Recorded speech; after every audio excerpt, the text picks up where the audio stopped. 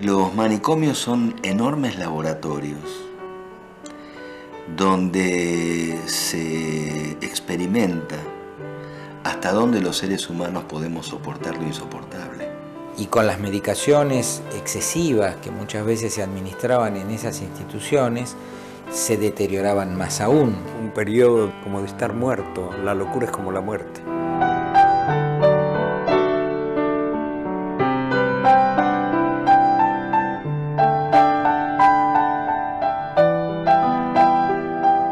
Acá en la Argentina en concreto hay instituciones que son instituciones macabras, en las que hay miles y miles de personas que están confinadas de por vida a estar internadas en condiciones tremendamente precarias, muy malas.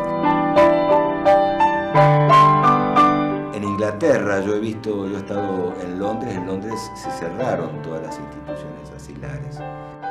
Se cerraron los hospitales, pero no se resolvió el tema de la asistencia.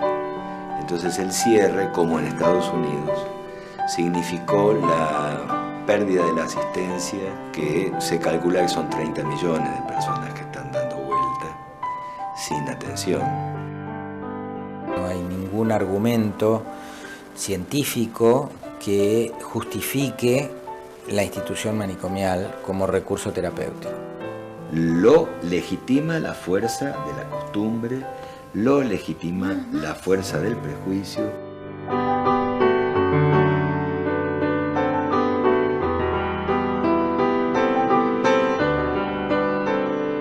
El asunto ahora es saber qué se hace con las viejas instituciones de internación psiquiátrica. Por eso justamente la experiencia de salud mental, la experiencia de Pellegrini en el Hospital Escuela es tan importante, me parece.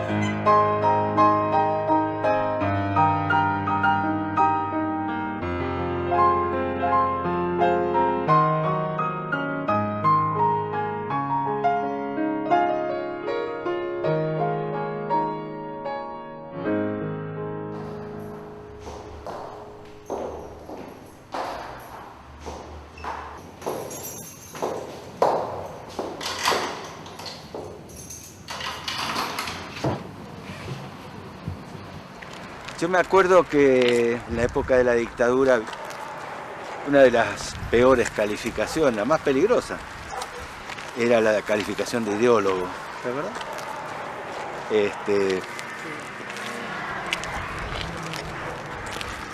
Y había una confesión en eso, ¿no? Que había quienes tenían ideas y había otros que le tenían miedo. L'equipe psichiatrica diretta dal professor Franco Basaglia apre il primo reparto dell'ospedale e inaugura anche in Italia la comunità terapeutica. Io non dico che il malato di mente non sia pericoloso, però dico che la pericolosità non dipende soltanto dalla sua malattia, ma da molteplici fattori, perché anche la malattia mentale non posso considerare che sia soltanto una situazione biologica, è un insieme di fattori che determinano nel soggetto, nella persona, quelle motivazioni che lo spingono a un determinato comportamento. Hubo una experiencia que yo seguí muy de cerca desde la Argentina, y la conocí después cuando viajé, la experiencia de Basaglia en Italia. Basaglia murió muy joven, 50 años, y no alcanzó a ver su proceso terminado, pero creo que él ayudó a repensar muchas situaciones. Quando una persona disturba, malato o meno che sia, va a finire o in manicomio o in carcere. Questo effettivamente è una situazione contraddittoria. La salud pública estuvo, usted lo dice en uno de sus libros, confiada a la beneficencia hasta hace muy pocos años. Así es. Los hospitales se llamaban hospitales de caridad. La salud pública no tuvo una representación clara en el Estado Nacional hasta 1946, que el peronismo que recién llega al gobierno crea por primera vez un Ministerio de Salud Pública y pone en ese lugar para orientar esa política revolucionaria a don Ramón Carrillo. Él mostró que era posible un hospital público del mejor nivel científico, académico y humano, pero porque había una decisión política que había dicho, esto es lo que hay que hacer. Uno ve que hay un Estado que ha dejado de ocuparse de las redes de sostén de los carenciados, ha dejado de atender, ha dejado de asistir, ha dejado de acompañar, ha dejado de ocuparse. Para eso un Estado tiene que invertir, tiene que tener políticas que resuelvan estos problemas, políticas con presupuestos. Estos procesos de transformación necesitan, exigen, construyen decisiones políticas. En otros lugares uno pudo hacer grandes cosas, pero que las políticas en salud que se promovieron y se apoyaron en San Luis es lo que a mí me hizo quedar acá junto a mi marido. Es la transformación de un asilo en un hospital escuela. Sí, desde mi punto de vista absolutamente revolucionario. Siempre recomiendo a la gente que vayan a conocer el Hospital Escuela de San Luis, porque es mirar otro abordaje en salud mental. Me parece que hay que dar a conocer esto para que ese efecto de radiación, como usted bien decía, se multiplique y cuanto antes mejor. Se demuestra que es posible también.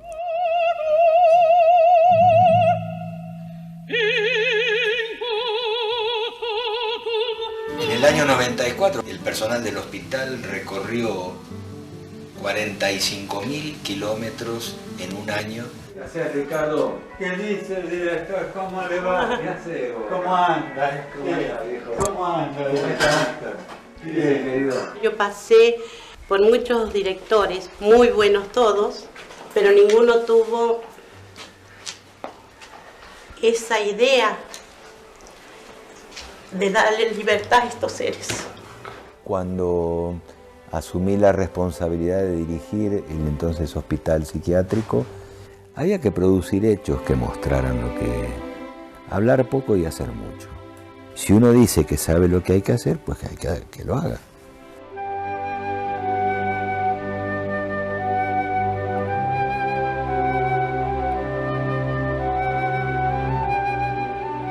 ¿De qué color era antes de ser el hospital escuela? Era un verde oscuro, oscuro, pintadas las rejas y las ventanas.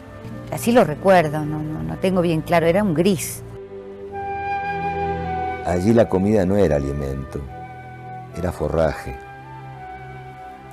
Los pacientes no tenían cubiertos, para lo cual siempre hay una explicación, que si le da un tenedor se van a pinchar, que si le da un cuchillo se van a cortar. ¿Pero con qué comían? Bueno, con cucharas, un plato de lata, todavía están guardados, y muchas veces con la mano. Eran autómatas, iban y volvían. Aquel que tiraba el pucho, yo lo agachaba, el otro lo fumaba con el mate todo el día.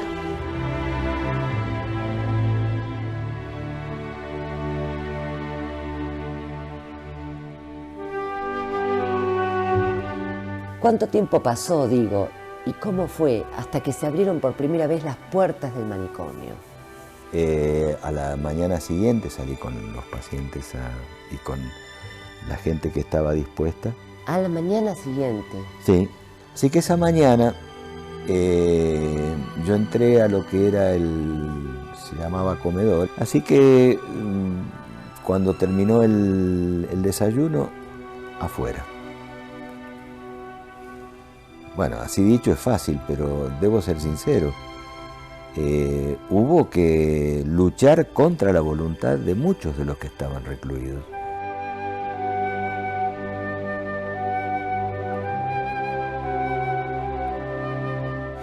gestión de Jorge Pellegrini es un ejemplo a seguir en el resto del país de planificación en la acción. Encontrarse con el problema, proponer soluciones, analizar los resultados, hacer las correcciones, proponer nuevas soluciones. Esto abre nuevos problemas y así en una suerte de espiral dialéctica, como decía Pillon. Ninguno sabía demasiado bien cómo era el programa. El programa básico era reconocer la necesidad y darle respuesta.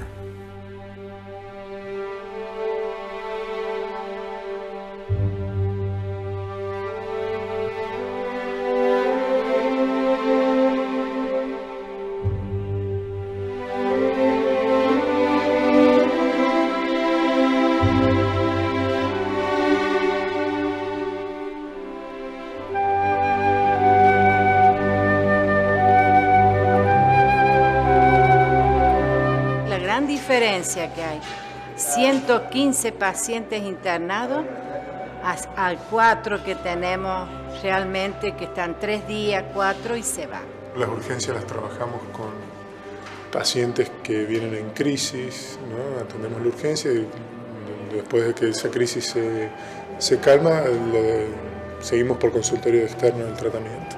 Pero a su vez nosotros tenemos el trabajo de todos los días de ir a ver al paciente a la casa. Empezar a abrir hogares enfermos, de llevarlos con su familia, donde después íbamos a hacer las visitas domiciliarias a los hogares de cada paciente o a los hogares sustitutos. Y evaluarlo al paciente y venir y volcar acá todo lo que nosotros hemos observado. En una ficha que tiene individualmente cada paciente que está registrado acá, que es una modalidad del hospital para tener un control más estricto sobre la medicación y la evolución del paciente. Yo tuve oportunidades de hablar con pacientes externados que estaban en el manicomio y por curiosidad les pregunto, ¿y ustedes, cuéntenme ustedes cómo era el hospital? Porque a mí mis compañeras me cuentan. Yo quería la vivencia del paciente y me decían, era muy feo, era muy feo, muy feo. Yo me quedo internado, pero si me aseguran que no va a ser igual que antes. Realmente para las familias es muy difícil, porque hay un estigma social y entonces a veces no se hace o se hace mal porque no se sabe qué hacer. Y lamentablemente los que trabajamos profesionalmente en esto tampoco explicamos mucho qué hacer. Era la primera vez que alguien instalaba ese vínculo con los pacientes, ¿no? De sentarnos en una ronda, de tomar mate y de ir estableciendo condiciones mínimas de trabajo saludable. No, el paciente está en su casa toda la vida, toda la vida. Y porque está con su entorno, está dentro del entorno familiar. ¿Qué hacemos nosotros? Nosotros podemos dar un cierto, vamos a decir, cariño al paciente, pero hasta ahí. Donde el paciente necesita todo en su casa, todo el entorno familiar, donde está todo protegido por su familia. Eso es lo mejor que hay en la familia, por eso el paciente debe estar en su casa. Estamos hablando de un ser humano, tratemos de recuperarlo, que ojalá pueda volver a vivir en comunidad, con la gente que lo quiere, con la gente que él seguramente quiere.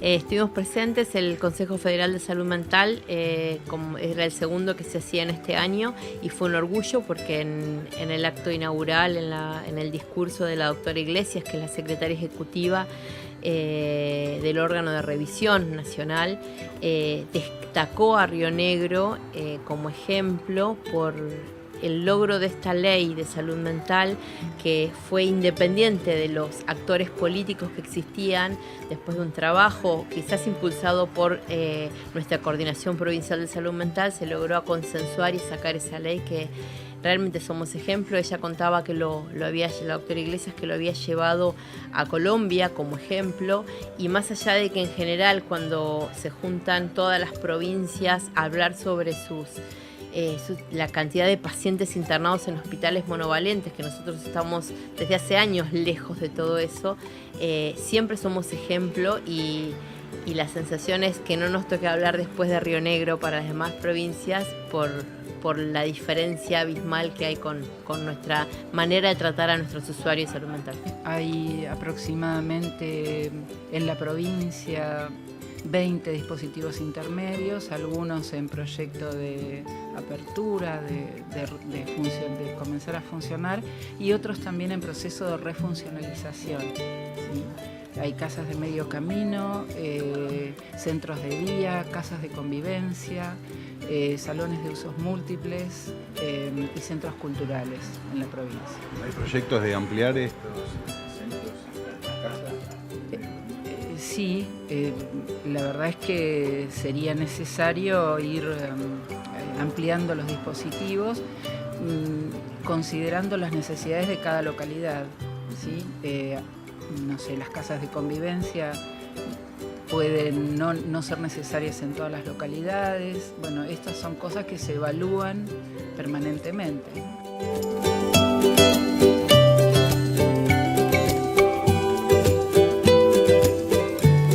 Era un sueño, una utopía, una militancia diaria. Hoy en día, a nivel mundial, a nivel internacional, está enmarcado en la Convención Internacional de los Derechos de las Personas con Discapacidad a partir del 2006.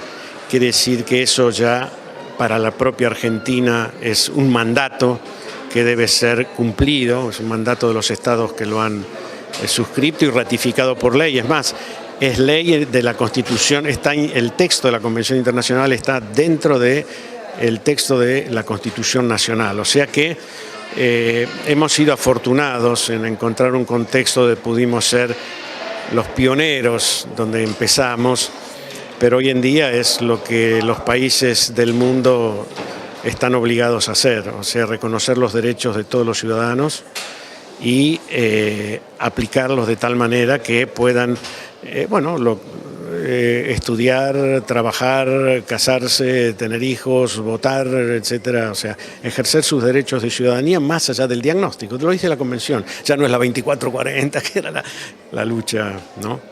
No es aquella lucha, pero han cambiado los tiempos, la sociedad ha cambiado y se ha debido actualizar. Absolutamente. También es cierto, y los legisladores que han intervenido, yo quiero agradecerles, quiero agradecer a la legislatura. Yo hablaba con uno de los legisladores y le decía, me cuesta transmitir, pero voy a tratar de hacer una carta de la importancia de lo que hoy aquí sucedió para muchísima gente, no solo para los rionegrinos, sino para muchos argentinos y muchos ciudadanos de muchos países de la región que están necesitando de estos aportes concretos. Porque si bien tenemos el marco internacional que obliga, luego hay que llevarlo a las prácticas concretas y eso es donde se hace difícil. Entonces, bueno, quiero rescatar esta dimensión del aporte que aquí hoy se ha hecho a la salud mental de los habitantes de la región, que yo pude conocer de alguna manera en mi trabajo en la Organización Panamericana de la Salud. Pero lo que quería mencionar con tu pregunta no era esto, sino que todo cambio cultural, como también aquí fue mencionado por una legisladora, lleva mucho tiempo y lleva nuestra vida y nuestra implicación, ¿no? Los cambios culturales no se dan por discursos, por academias, por teorías, son prácticas concretas que nos demuestran que otro camino es posible. Por eso son tan complejos los cambios culturales, los cambios de paradigma. Entonces, a lo mejor pasaron 30 años y todavía hay dificultades, sin duda que las va a haber. Habrá que analizar las situaciones concretas, puntuales. Sin duda que a lo mejor hace falta recursos, hace falta presupuesto, las necesidades cambian, pero también hay que tener en cuenta que los tiempos son largos para que las personas aprendamos